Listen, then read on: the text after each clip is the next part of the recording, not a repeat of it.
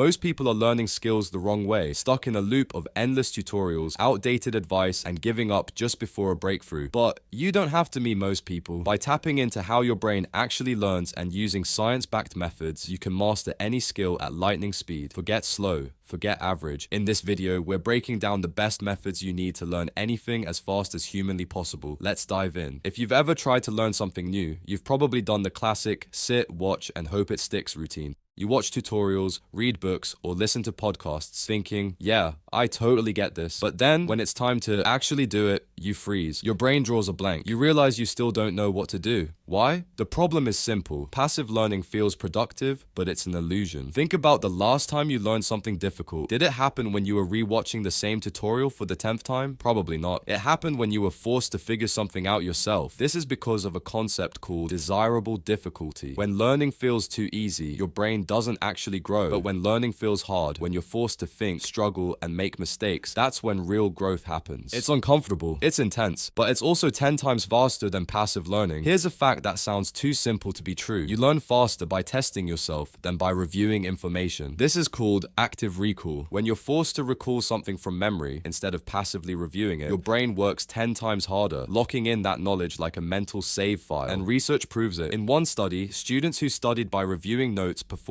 worse than students who studied by taking self-tests. Self-testing triggers a memory retrieval process in your brain, which tells your brain this information is important, don't forget it. So, how do you apply this? Stop rereading notes or re-watching lessons. Instead, test yourself constantly. If you're learning guitar, after learning a chord, look away from the chart and see if you can play it from memory. If you're studying for an exam, quiz yourself or try to remember what you just read instead of rereading the textbook. Because if you're not being tested, you're not really learning. Most people think learning means collecting information, but all of that knowledge is useless until it's applied in the real world. Because the goal isn't to know everything before you start. The goal is to start right away. Use that knowledge in practice and fill in the gaps as you go. This way, you only learn what you need right before you need it. You don't have to memorize every chess strategy to start playing chess. You learn one strategy, try it out, fail, then adjust. This approach speeds up learning because you're not wasting time on unnecessary theory that is destined to be forgotten anyway. Number 2, if you've ever found yourself grinding away at a new skill, you've probably experienced the frustration of not knowing what to do next. The task feels endless. No matter how many hours you pour into it, your skill level is hard stuck, and despite staying consistent, you just cannot improve. And the worst part is, you don't know why. That's where feedback loops come in. Feedback loops are the steering wheel. Without them, you can be as consistent as you want. But if you're heading in the wrong direction, all that effort means nothing. Feedback loops are how you know what's working, what's not, and what to do next. So if you want to become better really fast, you must understand how feedback loops work. A feedback loop is a cycle of action, result, analysis, adjustment. If you've ever played a video game, you've seen this in action. You press a button, this is action. Your character jumps as a result, and you decide that was too slow, so you press it earlier next time, and that's adjustment. Feedback loops come in 2 main flavors. First, we have positive feedback loops. These reinforce behavior. If you see success, you're more likely to keep doing the same thing. Think about hitting a bullseye in archery. You immediately feel a jolt of satisfaction, and your brain locks in on whatever I just did, I should do more of that. Then there's negative feedback loops. These correct mistakes. If you mess up, you get an alert and realize, okay, that wasn't it. It's not punishment,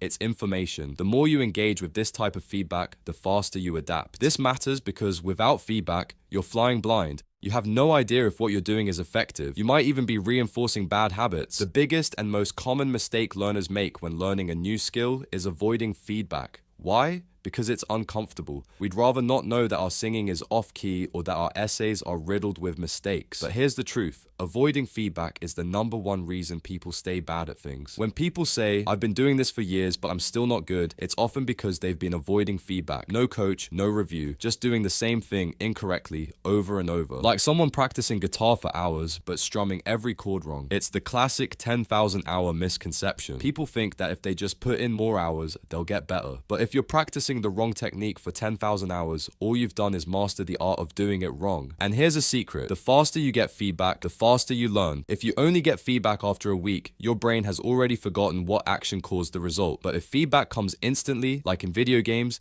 you adjust much faster. This is why people learn faster with video games than textbooks. Now, not all feedback is useful. Some is too vague, like just do better next time, or Keep going, you're doing great. To learn faster, you need your feedback to be clear, actionable, and on time. The best feedback tells you what to do, not how to feel. You don't need someone yelling at you for missing a shot. You need information on how to improve. Good feedback sounds something like, your foot placement is off by 2 inches, which is making you lose balance. Or try pressing the button half a second earlier. Alright, so you know feedback is critical, but how do you actually create it in your own learning process? Here are some methods. Number 1, self-correction. Record yourself doing the skill and watch it back. You'll instantly spot mistakes. Number 2, external feedback. Get someone experienced to watch you and give specific advice. Coaches are human feedback machines. Number 3, deliberate practice. Focus on one thing at a time and try to do it correctly until you get it right. This creates a mini feedback loop with every attempt. Now, while these methods are incredibly effective, having the right tools and resources can make learning even faster and more engaging. That's where today's sponsor, Brilliant, comes in. Brilliant is the ultimate platform for mastering skills like math, programming, and data analysis, offering thousands of interactive lessons designed to make learning fun and effective. Unlike traditional methods, Brilliant lets you learn by doing, solving the problems hands-on instead of just passively watching. This approach is proven to be 6 times more effective than watching videos and helps you truly understand concepts from the ground up. Whether you want to develop critical thinking skills, build daily learning habits, or learn on the go, Brilliant has you covered. Their bite-sized, engaging lessons fit into any schedule, and their award-winning content is created by experts from institutions like MIT, Google, Microsoft, and more. If you're ready to level up, start your free 30-day trial today at brilliant.org/scatteredhuman. You'll also get 20% off an annual premium subscription. Back to the video. Number 3, if you've ever wondered why some people seem to master new skills ridiculously fast while others stay stuck for months, here's the secret. They don't try to learn everything. Most people think that more information equals faster progress, so they watch more tutorials, read more books, and follow every complete guide they can find. But this creates what's called information overload.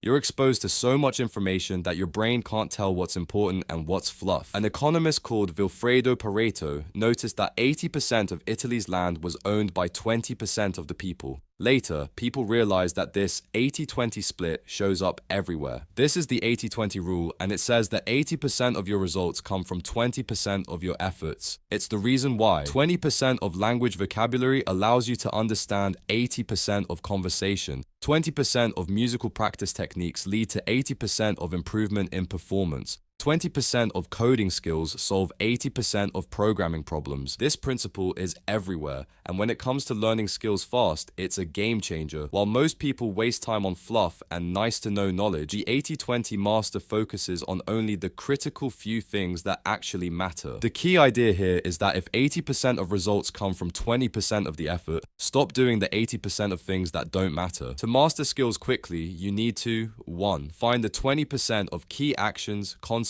or techniques that deliver the biggest impact. 2. Double down on them. 3. Ignore everything else, at least for now. Number 4. So, if you wanted to climb Mount Everest, would you rather go with a group of beginners who've never seen snow, or would you stick with a crew of seasoned mountaineers? Seems obvious, right? The same logic applies to learning any skill at lightning speed. You level up faster when you surround yourself with experts. Experts aren't just people who know more than you. They're walking, talking cheat codes. They shorten the learning curve, expose you to methods you'd never think of on your own, and most importantly, they show you what you're doing wrong, which is way more important than knowing what you're doing right. The first thing experts do is expose your blind spots. When you're learning a new skill, you're basically feeling around in the dark. You have no idea if you're making the right moves, and that's a problem. You could spend years repeating the same mistake, all because you didn't know it was a mistake. This is called a blind spot, something you're doing wrong but can't see for yourself. No amount of self-reflection will reveal it. Experts, however, see your blind spots instantly. They've been where you are and they know where you're going wrong before you do. It's like a chess grandmaster watching a beginner. They can see 3 moves ahead while the beginner is focused on what's directly in front of them. Imagine you're learning to play guitar. You practice for months, but your playing sounds off. You have no clue why. Then, a professional guitarist watches you play for 30 seconds and says, "Oh, your fingers are too flat on the frets. Tilt them at this angle." That one tweak, instant improvement. You'd never have figured it out alone. If you're learning on your own, you're stuck in guesswork mode. You try a method, fail, try another, fail again,